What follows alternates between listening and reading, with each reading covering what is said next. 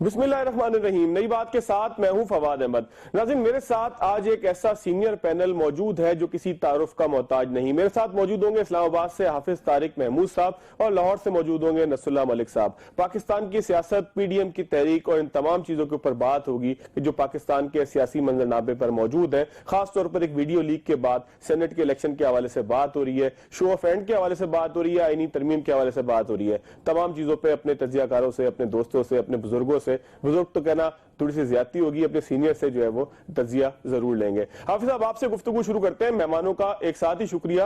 हाफिज साहब, पीडीएम की तहरीक, आपका जो आबाई शहर है उसके पड़ोस में एक जलसा होता है हैदराबाद में, जलसों की एक लाइन लगी है, कोयटा, पिशावर, हर जगह ही जलसा हो रहा है। ये तमाम जलसों के बाद आपको लगता है हुकूमत पे कोई फर्क पड़ रहा है? कोई तहरीक ऐसा जोर पकड़ रही है कि जिसको हम कहें कि एक तहरीक जो है वो मंजर आम पर आ चुकी है और हुकूमत अब हिल रही है? इसमें मामला ये है कि अगर ये कहेंगे हुकूमत को कोई फर्क नहीं पड़ रहा तो ये बात गलत होगी। फर्क जरूर पड़ रहा है। इसी वजह से आपको नजर आता है कि वहाँ पे प्रेशर्स भी हैं। इमरान खान साहब की दो के सेनेट इंतखाबात भी करीब हैं। मुलाकातें आप को नजर आती हैं कि वो बहुत तेजी के साथ हो रही हैं। इत्तेहादियों के साथ उनकी डिमांड्स पूरी होती हैं। आपने देखा कामिल अली आगा साहब को सेनेट के टिकट की बात हो गई, फिर तर्जुमान जिस तरीके से काउंटर करते हैं, फिर तर्जुमानों के इजलास, फिर काबीना के अंदर डिस्कशन, फिर काउंटर आर्गूमेंट। तो ये कहना कि हुकूमत बिल्कुल बेपरवाह है और उसको कोई परवाह नहीं है कि जितने बड़े जलसे कर लें, जो अनाउंसमेंट कर लें, ऐसा बिल्कुल भी नहीं है। पॉलिटिकल पार्टीज अगर लोकल सतह पे अगर आप देखें ना तो एडमिनिस्ट्रेशन को कोई चंद लोग अनाउंसमेंट कर दें कि हम ये मुजाहरा कर रहे हैं, ये हड़ताल कर रहे हैं, तो वो उनको एक मुसीबत पड़ जाती है। तो फिर गवर्नमेंट है, इसके बहुत सारा इम्पैक्ट होता है, इकोनॉमी पे इम्पैक्ट होता है। इसके जो है ना वो फॉरेन जो आपकी एम्बेसीज हैं वो चीजों को मॉनिटर कर रही होती हैं, अनसर्टेनिटी होती है, बहुत सारे फैक्टर्स हैं जो जुड़े होते हैं इस किस्म की जो तहरीक है या मूवमेंट के साथ। तो ये सारे फैक्टर जुड़े हैं पीडीएम के साथ। और दूसरी जो सबसे बड़ी बात है वो ये है कि जो इनके नंबर्स हैं असम्बलीज के अंदर वो भी बड़े साइजेबल नंबर हैं। कौमी असम्बली के अंदर भी अगर पीपल्स पार्टी, नून लीग और अपोजिशन की दीगर जमातों को मिलाएं तो हुकूमत और उनके दरमियान कोई बहुत बड़ा फर्क नहीं है। पंजाब के अंदर भी मुस्लिम लीग नून एक बड़ी पार्टी है।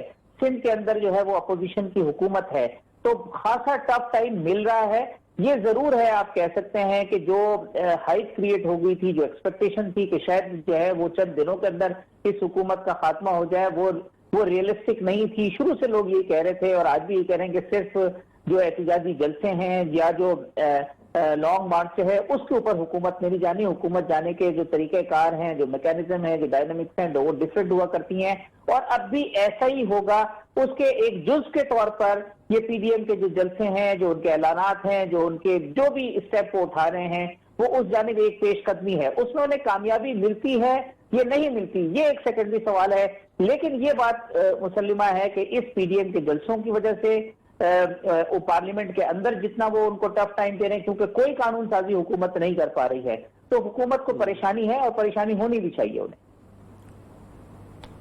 अच्छा हाफिज साहब, ये बताइएगा कि ये जो मोमेंटम था इस पूरी तहरीक का, आपको लगता है कि ये कुछ सुस्त पड़ा है? थोड़े से बयानात के अंदर भी जो है वो कमजोरी आई है। लोग कहते हैं कि जी पहले बराह रास्त किसी को अटैक किया जा रहा था, अब जो है वो खामोशी, अब कहते हैं जी इससे नहीं उससे है, अब महंगाई के खिलाफ लॉन्ग मार्च होगा। तो बयानात में तब्दीली, कहीं पर एंगेजमेंट भी है आपको लगता है इस तहरीक के अंदर? यानी कि किसी सेक्टर में इनको एंगेज करके बातचीत भी की जा रही है, या बस ये कि तहरीक चले जा रही है और उसका एक मोमेंटम बन रहा है, कभी नहीं बन रहा, कभी अच्छे जलसे हो रहे हैं, कभी हल्के जलसे हो रहे हैं? आपको क्या लगता है हाफिज साहब? देखिए, एक माहौल ये बन गया था फवाद साहब के, लग ये रहा था कि सेनेट के इंतखाबात से कब ये तमाम पॉलिटिकल पार्टीज इस्तीफे दे देंगी, बाहर आ जाएंगी। लेकिन वो जो बाद में जो सेंस प्रिवेल किया, जो रियलाइजेशन हुई, वो ये हुआ कि अगर ये सेनेट के इंतखाबात में कामयाबी हासिल कर लेते हैं, हम कौमी असम्बली से बाहर आ जाते हैं, असम्बलियों से बाहर आ जाते हैं, तो आसिफ अली जरदारी साहब ने जो मेरी मालूमात है वो ये कहा कि हम 50 साल पीछे चले जाएंगे, स्पेशली उनके कंसर्न से 18वीं तरमीम के हवाले से। क्योंकि ये उनका कहना यह था कि ये हेफाजत वे में जो कुव्वतें चाहती हैं 18वीं तरमीम को खत्म करना, जो कुछ और ऐसी कानून साजी जो सियासी जमातों के हक में है वो उसको खत्म करना चाहती हैं, उनके लिए ये एक आइडियल सिचुएशन होगी और एक क्योस की फजा में ये सब कानून साजी हो जाएगी, जिसको फिर वापस लाने में एक तवील अरसा दरकार होगा। इसी वजह से चीजें जो है वो रोल बैक हुई। फिर सेनेट में ये भी उनको बावर कराया गया कि अगर आप बाहर भी निकल जाते हैं तो भी उस सूरत में सेनेट के इंतखाबात हो जाएंगे। صرف یہ کہ اگر سندھ اسمبلی نہیں ہوگی تو شاید سندھ اسمبلی کا انتخاب نہ ہو سکے، لیکن اس کے لیے بھی لوگ عدالتوں کا رخ کر سکتے ہیں۔ تو جب یہاں سے اپوزیشن نے تھوڑا سا بیک فٹ پہ ہوئی تو یہ تاثر گیا کہ اپوزیشن نے اپنی چیزیں تبدیل کرنی ہے، لیکن میری جتنی ان کی ٹاپ لیڈرشپ سے بات ہوئی ہے ان کا کہنا یہ ہے کہ ہمارا سروائیول اسی کے اندر ہے کہ ہم جو ہے وہ متحد رہیں اور متحد رہ کر فیصلے کریں۔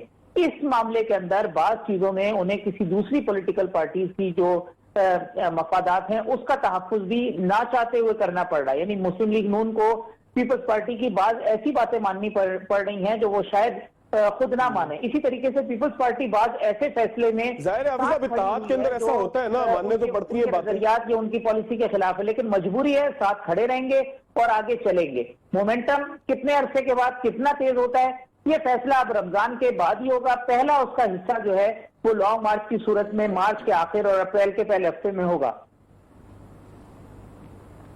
اچھا تھوڑا سا ملک صاحب کو بھی شامل کرتے ہیں۔ ملک صاحب آپ نے بڑی پولیٹیکل موومنٹس کور کی ہیں، یہ پولیٹیکل موومنٹ کو آپ کیسے دیکھتے ہیں پی ڈی ایم کی، جس میں بعض دفعہ یہ کہا جاتا ہے کہ اختلاف ہو گیا، ایک پارٹی ایکسٹریم پر جانا چاہتی ہے، ریزائن کرنا چاہتی ہے، وہ چاہتی ہے کہ سسٹم نہ چلے، دوسری طرف جو ہے وہ پیپلز پارٹی کے حوالے سے کہا جاتا ہے جو چاہتی ہے کہ سسٹم میں موجود رہے۔ حافظ صاحب نے بھی کہا کہ 18ویں ترمیم وہ کہتے ہیں کہیں رول بیک نہ ہو جائے، یہ پورا سسٹم رول بیک نہ ہو جائے۔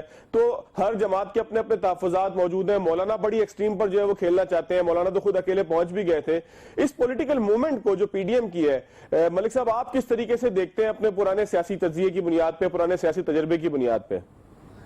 بسم اللہ الرحمن الرحیم۔ دیکھیں فواد، جو اس وقت پی ڈی ایم کی تحریک ہے اور حکومت کے خلاف جو احتجاج ہے اس کو پاکستان کی سیاست کے جو مجموعی صورتحال ہے اس کے پیش نظر دیکھا جانا چاہیے۔ اس وقت آپ کے سامنے ہے کہ پی ایم ایل این کی جو لیڈرشپ ہے، میاں نواز شریف کے مقدمات کے فیصلے ہیں، مریم نواز صاحبہ کے خلاف ایک فیصلہ آ چکا ہے، اور پھر پیپلز پارٹی بھی مقدمات کی زد میں ہے۔ آپ کی پوری اپوزیشن یہ سمجھتی ہے کہ اس وقت جو مقدمات قائم کیے گئے ہیں، جو فیصلے آئے ہیں، یہ انہیں وکٹمائز کرنے کے لیے، انہیں دیوار سے لگانے کے لیے کیے گئے ہیں، اور انہیں سیاست سے نکالنے کے لیے ان کی لیڈرشپ کو کیے گئے ہیں۔ اس لیے ان کی تحریک کے اندر کبھی آپ کو اتار چڑھاؤ نظر آئے گا، کیونکہ یہ پاکستان کی سیاست ہے، یہاں دو جوار کی سیاست نہیں ہوتی۔ پاکستان کی سیاست بڑی کمپلیکس سیاست ہے، یہاں بڑے سٹیک ہولڈرز ہیں، بڑے پلیئرز ہیں، اور ان پلیئرز کی اپنی اپنی چالیں ہوتی ہیں۔ اس لیے جب ہم یہ تجزیہ کرتے ہیں، ہم سمجھتے ہیں کہ اگر کوئی اپوزیشن نکلی ہے تو اب دھرم تختہ کر کے واپس جائے گی، ایسا ہوتا نہیں ہے۔ آپ کو یہ بھی یاد ہوگا پاکستان تحریک انصاف نکلی تھی، لانگ مارچ کیا، دھرنا دیا، ہر روز وہ استعفوں کی بات کرتے تھے، لیکن پھر استعفے دینے کے باوجود وہ قومی اسمبلی سے ریزائن انہوں نے نہیں کیا، اپنی مراعات بھی واپس لے لی، واپس اسمبلی میں بھی چلے گئے، اور آج بڑے دھڑلے سے آپ کو دیکھا ہوگا آپ نے شاہ محمود قریشی صاحب، اسد عمر صاحب، دیگر لوگ کہتے ہیں یہ استعفے نہیں دیں گے، ہمیں پہلے سے پتا تھا یہ استعفے نہیں دیں گے۔ تو یہ وہی صاحبان ہیں جو خود استعفے دے چکے تھے لیکن اسی پارلیمنٹ میں جا کر واپس بیٹھ گئے تھے۔ بالکل ٹھیک ہے۔ اس لیے کہ پاکستان کی سیاست کے فیصلے، پاکستان کی سیاست کے فیصلوں کی ٹائمنگ یہ بڑی ڈیفرنٹ ہوتی ہیں، لیکن ہم سمجھتے ہیں کہ شاید کچھ چیز آج فیصلہ حتمی فیصلہ ہونے والا، ایسا ہوتا نہیں ہے۔ اس لیے پی ڈی ایم کی جو سیاست ہے، پی ڈی ایم کی جو تحریک ہے، اسے اب یہ مت سمجھیں کہ وہ اگلے روز حکومت گرا کر دم لے گی۔ ان کے اپنے مقاصد ہیں، کچھ ان کے مقدمات کا مسئلہ ہے، کچھ ان کے بات چیت ڈائلاگ مختلف حلقوں سے جو ہوتے رہتے ہیں وہ ہیں، کچھ حکومت کے خلاف ان کی تحریک ہے۔ پھر وہ حکومت کو خود سمجھتے ہیں کہ حکومت اپنی گورننس کے لحاظ سے اور اپنے منشور پر عمل درآمد نہ ہونے کے حوالے سے اتنی برے طریقے سے پٹ رہی ہے کہ انہیں گرانے کی ضرورت شاید انہیں محسوس نہیں ہوتی، اور وہ سمجھتے ہیں کہ حکومت اگر اور کنٹینیو کرتی ہے، اسی طریقے سے مہنگائی بڑھتی ہے، اسی طریقے سے اگر ان کے منشور پر عمل درآمد نہیں ہے، تو جو بڑے بلند بانگ دعوے لے کے پی ٹی آئی کی حکومت آئی ہے، تو الٹیمیٹلی اپوزیشن کا فائدہ ہوگا۔ آپ دیکھیں، آپ روڈ پہ جا کے دیکھیں، کسی سے بات کر کے دیکھیں اور یہ پوچھیں کہ کیا پی ٹی آئی کی حکومت نے ڈیلیور کیا ہے، آپ کو جواب مل جائے گا۔ اس لیے میں سمجھتا ہوں کہ حکومت ہٹانے کے، جیسے حافظ صاحب نے درست کہا کہ حکومت ہٹنے کے بہت سے اور طریقے ہوتے ہیں، ضروری نہیں ہوتا کہ آپ نے اسلام آباد کی طرف لانگ مارچ کیا اور حکومت چلی گئی۔ اگر وہ طریقے اڈاپٹ نہیں ہوتے تو پھر عوام کا ایک فیصلہ آتا ہے، جو اپوزیشن جماعتیں چاہتی ہیں کہ انتخابات جب قریب آئیں تو حکومت کے خلاف اتنی نفرت بن چکی ہو کہ اس کے نتیجے میں اپوزیشن جماعتیں اپنے ووٹ لینے میں کامیاب ہو جائیں۔ تو میں سمجھتا ہوں اب تک کی جو اپوزیشن کی تحریک ہے اس کو حکومت نے خود سپورٹ کیا ہوا ہے۔ اچھا ملک صاحب ایک چیز اور بتائیے گا کہ یہ جو جلسے ہیں اس کے حوالے سے ہر دفعہ ایک جو ہے وہ حکومتی وزراء یہ کہتے ہیں کہ جلسے نہیں تھے، جلسیاں تھی، چھوٹے چھوٹے سے جو ہے وہ چند لوگوں کا ایک مجمع تھا جس کو جلسے کا نام دے دیا گیا۔ حیدرآباد، کراچی، کوئٹہ کا جلسہ میں نے دیکھا، خود قریب سے دیکھا، وہ جلسے تو بہرحال اچھے جلسے تھے. باقی پنجاب کے جلسے جو ہیں وہ ہم نے ظاہر ٹی وی پہ دیکھے, گجرانوالہ کا جلسہ سنا ہے بہت بڑا تھا, لاہور کے جلسے کے حوالے سے بڑی باتیں ہوئی کہ ناکام تھا. یہ جلسے اپنی قوت میں جتنی جماعتیں ہیں, 9-10 جماعتیں ہیں, اپنی قوت کے اعتبار سے, شو آف پاور کے اعتبار سے, آپ سمجھتے ہیں کہ اس تحریک کو جلا بخشنے کا سبب بن رہے ہیں, یا بس جلسے بس مناسب سے ہو رہے ہیں, لیکن چونکہ ایک بڑی تحریک چل رہی ہے تو اس تحریک میں کبھی ناکام جلسہ ہوگا, کبھی کامیاب جلسہ ہوگا, کبھی درمیانہ ہوگا, کبھی بہت اچھا ہوگا. دیکھیں جلسے ایسے ہی ہوتے ہیں. فواد صاحب میں ایک بات بتاؤں, جلسے ایسے ہی ہوتے ہیں, اور آپ یہ سمجھیں کہ جلسوں میں پورا پاکستان نکل آئے گا, کبھی ایسا نہیں ہوا. اور عمران خان صاحب کو جو دھرنا تھا اسلام آباد میں, اس نے ایک مومنٹم بنایا ہوا تھا, وہ ایک احتجاج جاری تھا. آپ کو یاد ہو رات کو 200 افراد بیٹھے ہوتے تھے.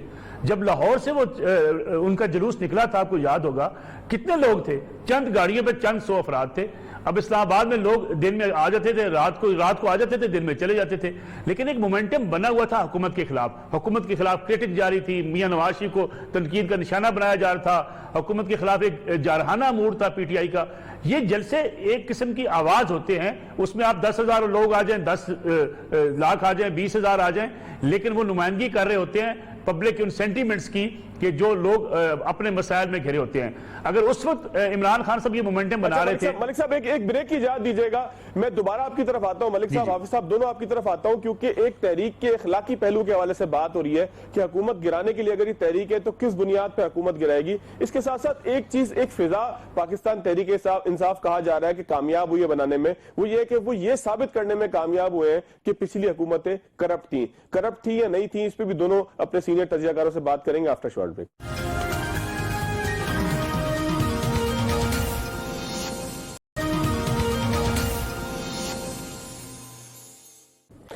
جی, بریک کے بعد ایک مرتبہ پھر خوش آمدید. حافظ طارق محمود, نصر اللہ ملک, سینئر پینل ہمارے ساتھ موجود ہے. پاکستان کی سیاست پہ بات ہو رہی ہے. حافظ صاحب, دوبارہ آپ کی طرف آتا ہوں. حافظ صاحب, اخلاقی پہلو کیا ہے اس تحریک کا؟ 2 سال کے بعد ایک منتخب حکومت کو آپ گرانے چلیں تو یہ تو سب کچھ جو پہلے ہوتا تھا, جو انہوں نے میثاق جمہوریت کے اندر جس سے انکار کیا کہ آئندہ ایسا نہیں کریں گے, حکومتیں ہم گراتے ہیں, آ کر کوئی اور بیٹھ جاتا ہے, پھر وہ جاتا نہیں ہے, تو یہ سب کچھ اسی طرف نہیں جا رہا کہ آپ جو ہے وہ ایک منتخب حکومت کو گرانے چلیں اور اس کے بعد آپ کہیں کہ کوئی اخلاقی پہلو بھی ہے اس تحریک کا؟ دیکھیں, پاکستان کی جو سیاست ہے اس میں اخلاقیات کس حد تک حاوی ہے اور کتنا اس کا عمل دخل ہے, اس کا فیصلہ آپ خود کر سکتے ہیں. بہت ساری ایسی باتیں تھیں جو عمران خان صاحب کیا کرتے تھے, وہ تمام اگر ان کو اخلاقیات کے اصولوں پر پرکھیں تو انہیں 1 گھنٹہ بھی حکومت نہیں کرنی چاہیے. وہ کہتے تھے میں IMF میں نہیں جاؤں گا, میں خودکشی کر لوں گا. وہ کہتے تھے کہ جو اراکین اسمبلی ہیں ان کو رقم دینا سیاسی رشوت ہے. وہ جن لوگوں کو چور اور ڈاکو کہتے تھے وہ آج ان کے ساتھ ان کے رائٹ اور لیفٹ بیٹھے ہوئے ہیں. تو وہ کہتے تھے کہ اگر ٹرین کا حادثہ ہو جاتا ہے تو پھر فوری طور پر وزراء جو ہے وہ مستعفی ہو جاتے ہیں. پھر انہی لوگوں کو وزیر ریلوے صاحب کو انہوں نے وزیر داخلہ بنا دیا. اسی طریقے سے اور بہت ساری باتیں ہیں. تو یہ جو اخلاقیات کا جو فارمولا ہے وہ کسی ایک شخص کے اوپر یا کسی ایک جماعت کے اوپر اس کا اطلاق نہیں ہوتا. اگر ہم نے اس کا اطلاق کرنا ہے تو وہ پاکستان کے پورے سیاسی کلچر کے اوپر اور سیاسی ماحول کے اوپر کرنا ہے. اور بدقسمتی کی بات یہ ہے کہ یہ ہمیں کہیں دور دور اور خال خال ہی نظر آتا ہے. اور اب تو اخلاقیات کی اس قدر دھجیاں بکھیری جانے لگی ہیں کہ قومی اسمبلی کے اندر اور حتیٰ کہ سینٹ, جہاں پہ ہم سنا کرتے تھے اور دیکھا کرتے تھے کہ بہت ہی ایسے لوگ جو قدآور شخصیات ہوتی تھی وہ سینٹ کے ممبر ہوتے تھے, وہاں پہ جو ڈیبیٹ کا لیول ہے وہ دیکھ لیجئے. پھر وہاں جو زبان استعمال ہو رہی ہے وہ دیکھ لیجئے. قومی اسمبلی میں لٹرلی کیونکہ دکھایا نہیں جاتا ہے, گالم گلوچ ہو رہی ہے, نازیبا اشارے کر رہے ہیں, دھکے دے رہے ہیں.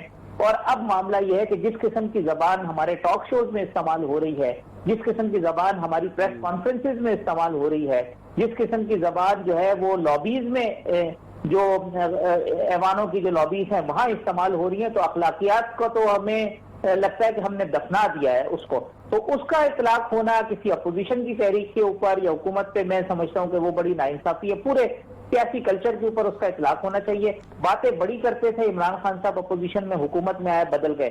باتیں بڑی ہوتی تھی اپوزیشن والے, جو مسلم لیگ نون پیپلز پارٹی کے بارے میں کہتی تھی, پیپلز پارٹی نون لیگ کے بارے میں کہتی تھی.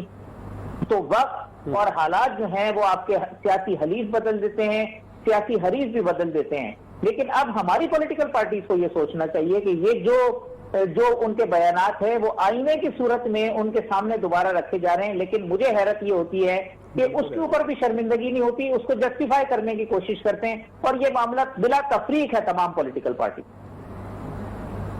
बिल्कुल ठीक है। अच्छा हाफिज साहब, एक चीज आप और बताइएगा कि आपको लगता नहीं है कि पाकिस्तान तहरीक इंसाफ अपना नैरेटिव बिल्ड करने में कामयाब हो चुकी है, जिसके मुताबिक बाकी सारी जमातें करप्ट हैं, सिर्फ वो लोग पाक हैं, इससे पहले लोग करप्शन करते रहे, अब तो बल्कि ये भी होने लग गया है कि दीगर पॉलिटिकल पार्टीज के लोग ये कहने लगे कि चलो खाता था तो लगाता भी था। यानी कि इसका मतलब ये है कि नैरेटिव तो कामयाब हो गया, ये तो बिल्ड हो चुका है कि पहले सिर्फ करप्शन हो रही थी और अब कुछ नहीं हो रहा, अब इमाम काबा आकर शायद यहाँ पर बैठ गए और वो हुकूमत चला रहे हैं।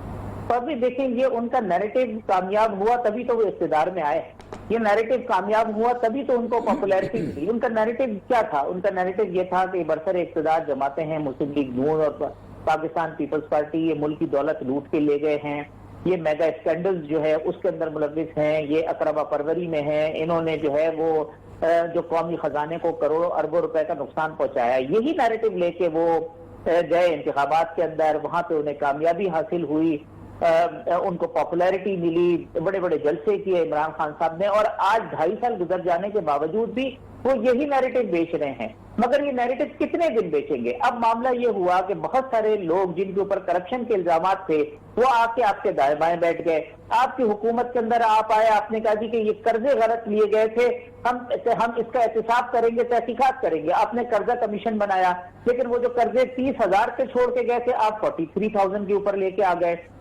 आपने कहा जी कि ये उसमें वो कहते हैं कि कर्जे आपका कर्जा उतारने के लिए लिए गए सेठ थे, आपने शुगर कमीशन बनाया, लोगों को कोई फायदा नहीं हुआ। आटा चोरी स्कैंडल आपकी हुकूमत के अंदर आ गए, आपके गुजरा के ऊपर तरह तरह के इल्जामात आए, तो जो सेनेट की वीडियो के स्कैंडल थे वो भी आपके सामने आ गए। और कौन सी ऐसी बातें हैं जो आपके लेफ्ट राइट लोगों के ऊपर जो है वो कारामद नहीं। फिर आपने करप्शन का नैरेटिव आपका बड़ा बड़ा खूबसूरती के साथ आगे बढ़ रहा था और लोग उसको बाय भी कर रहे थे, मगर करप्शन के नैरेटिव को खुद आपकी बैड परफॉर्मेंस ने तबाह कर दिया।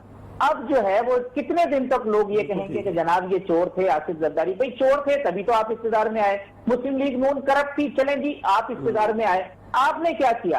आप चोर चोर करप्ट बेईमान कह के ना तो आपने किसी को सजाएं दिलवाई, आपने कहा कि नैब ने इतना काम कर लिया। अपोजिशन कहती है बता दीजिए हमारे कितने लोगों से रिकवरी हुई। आपने कहा आसिफ जरदारी के ऊपर ये इल्जामात हैं, बता दें आसिफ जरदारी साहब से कितने पैसे आपने रिकवर कर लिए। आपने कहा प्रोसिक्यूशन सिस्टम करप्ट था, चले आप तो 2.5 साल से आप बैठे हुए, आप साबित कर लीजिए। आप लंबी चौड़ी प्रेस कॉन्फ्रेंसेस करते हैं, बताते हैं फालूदे वाला और पापड़ वाला और फलाने वाला इतने अरब और उतने अरब, निकलता कुछ नहीं है, पकड़ा कोई नहीं जाता, सजाएं कोई किसी को नहीं मिलती, जो पकड़ा जाता है उसे अदालतें बरी कर देती है क्योंकि सबूत नहीं होते हैं। तो फिर ये करप्शन का नैरेटिव आप कब तक बेचेंगे? अब आपको अपनी परफॉर्मेंस का नैरेटिव बेचना होगा, आपको बताना होगा कि जनाब करप्शन की वजह से ये तरक्की नहीं हुई थी, हमारी हुकूमत में करप्शन नहीं है, उसकी वजह से हम ये अच्छी परफॉर्मेंस दे रहे हैं। लेकिन अगर महंगाई ज्यादा हो, अगर बेरोजगारी बढ़ गई हो, पॉवर्टी लाइन बढ़ गई हो, अगर लोगों को सुख और चैन नसीब ना हो, जैसे मलिक साहब कह रहे थे कि बाहर जाके पूछ लें, अगर मुल्क में डेवलपमेंट ना हो रही हो, अगर आपका सियासी कल्चर जो है वो आलूदा उसी तरीके से रह रहा हो, तो फिर आप में और दूसरों में फर्क क्या रह जाएगा? अच्छा हाफिज साहब, मलिक साहब की तरफ आते हैं। मलिक साहब आप फरमाइएगा कि शायद खाकान अब्बासी साहब कहते हैं कि धांधली के सबूत हमारे पास कोई नहीं है, लेकिन तहरीक हम खूब चलाएंगे। हैदराबाद जलसे में उन्होंने ये कहा था, धांधली के सबूत भी ना हो, तहरीक की कोई ऐसी बुनियाद भी ना हो, एक नाअहल हुक्मरानी की तर्ज हुक्मरानी की वजह से आपकी तहरीक को कोई जो है वो थोड़ा सा पजीराई मिल रही हो, तो इसका मतलब आपके पास अपने तो कुछ नहीं है, दूसरे की बुनियाद पे आप तहरीक चला रहे हैं। देखिए इस सबूतों वाली बात जो है ना, मैं इसलिए कहा पाकिस्तान की सियासत और पाकिस्तान के सारे सियासी माहौल को आप बिल्कुल मुख्तलिफ अंदाज से देखते हैं। क्या सबूत कैसे लाए जा सकते हैं कि रातों रात एक बंदा अपनी वफादारी तब्दील करके दूसरी पार्टी में चला जाए? आप इसका सबूत कैसे लाएंगे कि लोग टिकट लेने के बावजूद पार्टी का टिकट वापस कर दें और पीटीआई का टिकट ले लें? आप इसका सबूत कैसे लाएंगे कि बलूचिस्तान के अंदर सारे अराकीन असम्बली छोड़ के चले जाएं और आपकी हुकूमत का तख्ता उलट दिया जाए? फिर आप इसके सबूत भी कैसे लाएंगे कि आपको कुछ लोगों की तरफ से ये कहा जाए कि आपने फलां पार्टी में चले जाना और अपने फलां पार्टी में चले जाना है?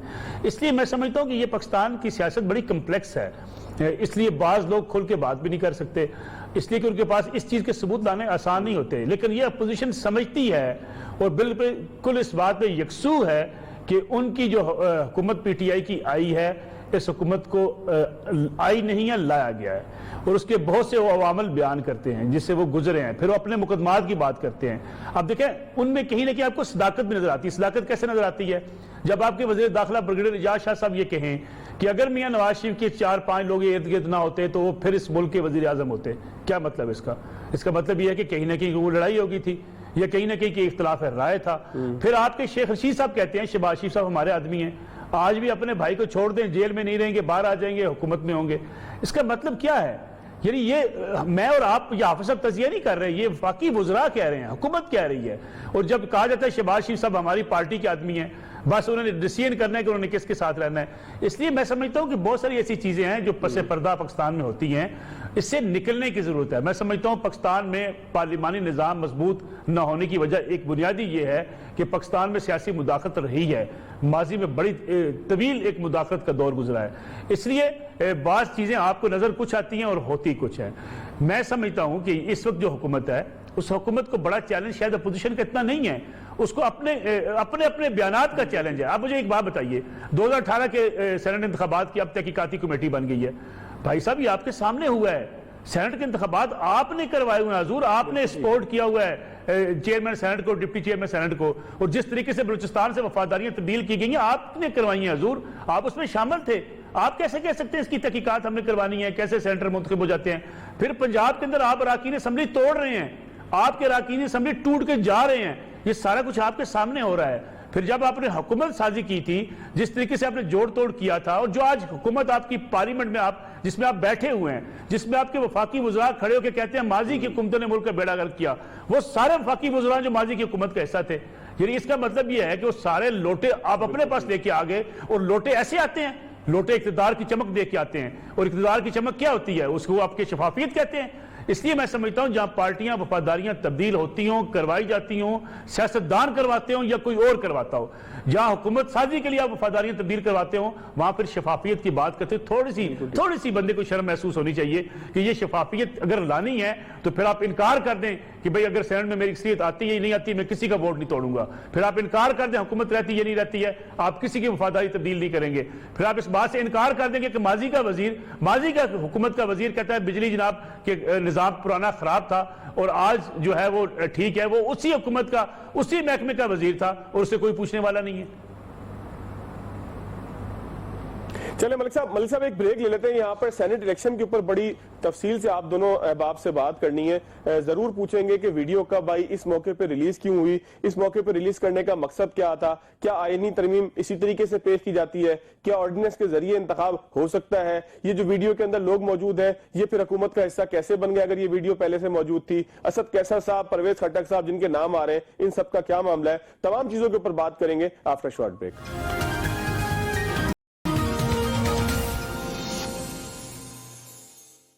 جی بریک کے بعد ایک مرتبہ پھر خوش آمدید۔ سینٹ الیکشن پہ بات کریں گے، لیکن ایک بہت اہم مسئلہ ہے حافظ صاحب، اس پہ آپ کا جواب مختصر سا چاہیے، فوری چاہیے۔ بھارت نے پاکستان کے ڈوزیئر کا جواب اب تک نہیں دیا۔ پاکستان کی داخلی سیاست پہ ضرور بات کریں گے، لیکن یہ عالمی حالات میں آپ کو لگتا نہیں ہے کہ بھارت کی بالکل ناکامی ہے کہ وہ جواب ہی نہیں دے پا رہا ہے اتنے بڑے بڑے الزامات کا جو تاریخ میں شاید پہلی مرتبہ اس طریقے سے پیش کیے گئے ہوں؟ جواب فواد صاحب ان کے پاس ہے نہیں، وہ کس چیز کا جواب دیں گے؟ جب آپ کے پاس دنیا کو بتا دیا جائے کہ وہ کیا کلبھوشن کی صفائی کا جواب دیں گے، وہ بلوچستان کے اندر جس طریقے سے وہ وہاں پہ اسپانسر کر رہے ہیں وہ اس کا جواب دیں گے، وہ جو منی ٹریلز ہیں جس طریقے سے پیسے دیے گئے ہیں وہ اس کا جواب دیں گے، جس طریقے سے لوگوں کو انہوں نے تربیت دی ہے وہ اس کا جواب دیں گے، وہ کشمیر میں جس طرح سے ہیومن رائٹس کی وائلیشن کر رہے ہیں وہ اس کا جواب دیں گے، وہ کراچی کے اندر جو دہشت گردی کی کاروائیاں کی ہیں وہ اس کا جواب دیں گے، وہ اندرون سندھ جو سیپریٹسٹ موومنٹ ہے ان کے ساتھ ان کے جو تانے بانے جوڑ رہے ہیں وہ اس کا جواب دیں گے، وہ کس کس چیزوں کا جواب دیں گے؟ اور کچھ جو چیزیں ہیں وہ ایویڈنس اتنے سالڈ ہیں جس کے اندر تصویری ثبوت بھی ہے، جس میں ان کے لوگوں کے ساتھ کنیکشنز بھی ہے، جس میں ان کے جو ٹیلی فون کالز ہیں اس کے ڈیٹا ہے، جو منی ٹریلز ہیں جو پیسے ہیں اس کے ڈیٹیل ہے، تو وہ اس کا جواب کیا ہے ان کے پاس؟ وہ یہی بات ہے کہ وہ اس کا جواب نہیں ہے۔ ہر فورم کے اوپر ان کی جگہ سائی ہو رہی ہے، ہر جگہ وہ ایکسپوز ہو رہے ہیں، सारी दुनिया को पता चल रहा है कि ये जो एक उन्होंने सेकुलरिज्म का या एक जो डेमोक्रेसी का जो एक चेहरा ओढ़ रखा है नकाब, उसके पीछे एक्चुअल में जो भारत का दहशतगर्दी का, भारत का जो शिद्दत पसंदी का जो चेहरा है वो किस किस चीज का जवाब देंगे? वो 11 हिंदुओं को जो कत्ल कर दिया गया है उसका जवाब देंगे? किसी बात का उनके पास जवाब नहीं है, क्योंकि हर जगह उनके फुटप्रिंट मौजूद हैं और वो ऐसे फुटप्रिंट है जिनको वो किसी फोरम के ऊपर झुटलाने में झुटला नहीं सकते हैं। इसी वजह से अब तक कोई जवाब नहीं आ रहा है। अच्छा हाफिज साहब, सेनेट इलेक्शन की तरफ आ जाएं, बहुत अहम टॉपिक है, टॉक ऑफ द टाउन है, हर बंदा डिस्कस कर रहा है, वीडियोस आ रही हैं, तरमीम पेश हो रही है, ऑर्डिनेंस आ रहे हैं, ऑर्डिनेंस के खिलाफ इत्तेहाद हो रहा है। मौलाना फजल रहमान जरदारी साहब को फोन कर रहे हैं, जरदारी साहब सुना परेशान है कि अगर जो है वो शो ऑफ हैंड के जरिए हो गया तो फिर कारीगरी किस तरीके से होगी। इसके अलावा इससे पहले जो कारीगरी होती रही उसका एक पूरा सवाल जवाब का एक मामला है। अगर इसके ऊपर आपका एक तबसरा लिया जाए, एक ओवरव्यू लिया जाए, तजिया लिया जाए, क्या ये वीडियो पहले से मौजूद थी? क्योंकि हामिद मीर साहब का ट्वीट आया 2 रोज पहले, 1 रोज पहले, जिसमें उन्होंने कहा कि इमरान खान साहब ने ये वीडियो देखी हुई थी, उसका तस्करा भी उन्होंने किया था, और उसके बाद जो है वो अचानक अब वीडियो आने के बाद वो इस तरह से शो कर रहे हैं कि जैसे वीडियो उन्होंने पहली दफा देखी, और वीडियो आने के बाद वो साहब वजीर भी बन गए थे और कानून के वजीर थे।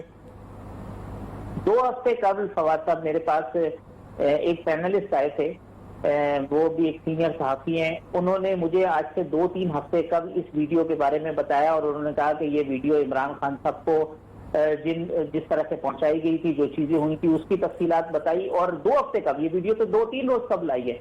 इसका मतलब यह है कि इमरान खान साहब ने ये वीडियो न सिर्फ देखी बल्कि इसी वीडियो की रोशनी के ऊपर, क्योंकि उसकी बहुत सारी डिटेल उन साहब ने बताई, यहाँ तक बताया कन्वर्सेशन के खातून एमपीए जो पैसे गिन रही थी उन्होंने एडिशनल 10 लाख रुपए मांगे थे, और आखिर में जाते जाते वो ये कह गई थी जिस पैसे देने वाले बंदे को कि मेरे ड्राइवर को 10,000 रुपए दे देना, यानी इस हद तक डिटेल थी।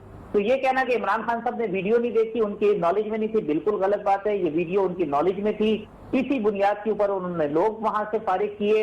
इस वीडियो को सुप्रीम कोर्ट की हियरिंग से 1 रोज कबल जानबूझकर लीक करवाया गया ताकि उसका एक इम्पैक्ट क्रिएट किया जा सके, मगर वो काउंटर प्रोडक्टिव हो गई। मामला यह है कि सेनेट इंतखाबात के नतीजे में पाकिस्तान तहरीक इंसाफ को ये उम्मीद थी कि वो वहां पे अक्सरियत हासिल कर लेगी, तो जो रुकावट है कानून साजी की वो दूर हो जाएगी। उन्हें ये खदशा पैदा हो गया, और जिस तरीके से राब्ते किया अपोजिशन ने कि सेनेट का अगला चेयरमैन अपोजिशन का नुमाइंदा हो सकता है, ये मैं आपको बिल्कुल कैटेगोरिकली बात करूं, जिस तरह प्लस माइनसेस हो रहे हैं, कोई वईद नहीं है कि 1, 2, 3 मेंबरान अपोजिशन के ज्यादा हों और आइंदा सेनेट का चेयरमैन अपोजिशन का हो।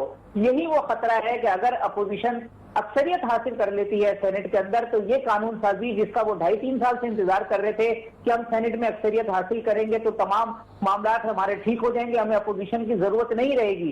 तो मामला सिर्फ सेनेट इंतखाबात की हद तक सादा नहीं है।